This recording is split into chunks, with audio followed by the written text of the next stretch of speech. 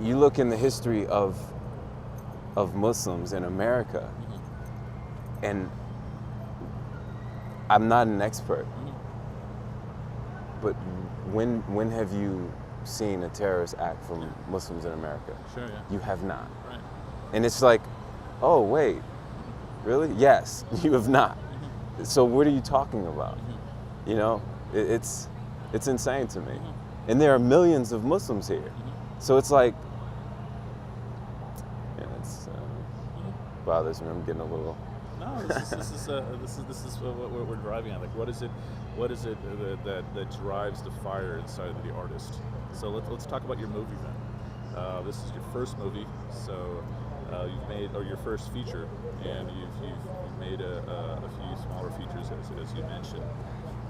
And you managed to get some big name stars. You have as you mentioned, you have Danny Glover, who is in this movie. Yeah. Roger Guenveur Smith, who we know especially from a lot of Spike Lee movies. Roger Guenveur Smith. Oh, Guenveur. I'm very sorry about this. Sorry it's about cool. that. Who we know especially from a number of Spike Lee movies. Yeah. He was in Do the Right Thing, Malcolm X. Was he in Jungle Fever? No, I don't think he was in Jungle. He was also in some. But he did a portrayal of Huey Newton. Huey Newton. Yeah. With Spike Lee. You know, he was American Gangster. He's been in a bunch of stuff. You know. You have Nia Long, Yeah. who we especially know from Fresh Prince of Bel-Air, among other movies. Boy. How did you pull them in to this? So you said Danny Glover, they got attention from some of your small shorts. Tell us about how you brought these actors in. I entered, for Danny Glover's situation, I entered a short film into this competition, which he was one of the judges. And I won the drama category. His company called me up. It's like, hey, we want to see the feature version of the script. So that's how that relationship sort of began. And throughout the process, I ended up asking him if he would be willing to play a role in the film. For Nia, our casting director reached out, sent her the script, and it was all about the script for her. She was not used to working with people of my level of experience, but it was all about this. She's sort of attempting to redefine who she is as an actress, and she certainly did that in this film. Yeah, this is a very different performance for her. Yeah, and a wonderful performance. And Roger was the same way. It was about the story, the script. The same with Evan Ross. You know, he Central character. yes, yeah. But yeah, it was about the story, and that's why, I mean, I wrote the first draft of that script in 1 month, but then like 15 drafts later is when, you know, it was to the point where it was ready. And even after we shot it, it's different, you know, because we cut about 12, 13 scenes out of that film. Maybe there'll be part of the director's cut at some point in the future. Yeah. So this is a story of this boy who also went to a madrasa. Now, madrasas are also some things that we hear about in the press, but you've also been to a madrasa, right? And for people who aren't familiar with the madrasa, except for what they hear in the press, tell us about a kid in a madrasa. A madrasa is a place where young boys go to memorize the Quran, to become hafiz of the Quran. And which means a hafiz is a person who has retained the entire Quran by memory. And the idea is that if every book was burned, then you would have a group of people that knew this by heart, you know. And it's like, you go there, and I was required when I was there to learn a page of Quran a day, and in Arabic. And you know, that's basically the idea. It's the central focus. They have other subjects that we studied, math and science and stuff like that, but the main idea was to learn Quran. How old are the kids often? They're very young sometimes, especially overseas.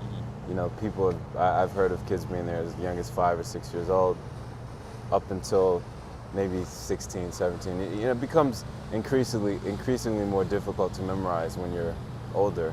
So you see a lot of younger kids there. I was 12 when I went. I was probably one of the youngest, because at that place there was not so many really young kids. The oldest child there was probably 17.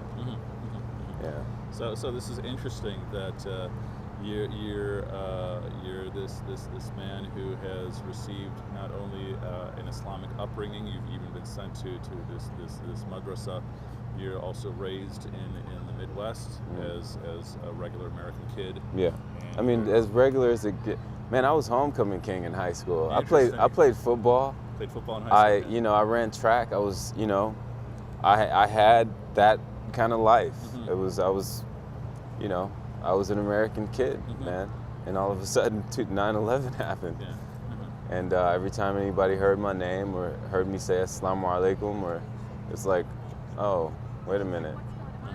So I can imagine how difficult it is for my sister who wears a hijab everywhere, and it's like, I remember after 9/11, they were afraid. They did not go anywhere by themselves. So this is your family. They're African Americans. Yeah. And after 9/11, they were yeah, my sister's best friend, one of her best friends, someone attempted to hit her with a car and yelled horrible things to her as she jumped out of the way.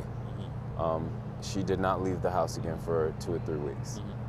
And when she began leaving the house again, they all went places together, the sisters. They would, they would not go anywhere alone, which is, and to me, that is insane. That we are in the 21st century and this stuff is still happening. Like, the Klan used to ride around and, try to lynch people. It's the same kind of stuff. Like, really? We're doing this? It's,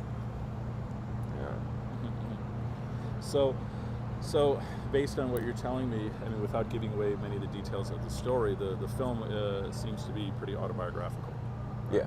What is the experience like writing your story onto the page, and then making it into a film that will be seen by thousands, millions of strangers? What is that? Billions of people. Billions of people, especially, yes. What is that experience like, writing yourself and putting yourself out there? It was actually very difficult at the time. I remember I was sitting in front of the monitor,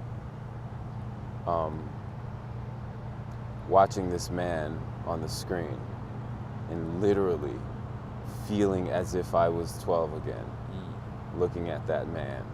And it was just, it was such an experience for me. And it was, by the time it was all over, it was the most therapeutic thing I've done ever, probably, because it had awakened things within me that I did not even know still existed, or even existed at all.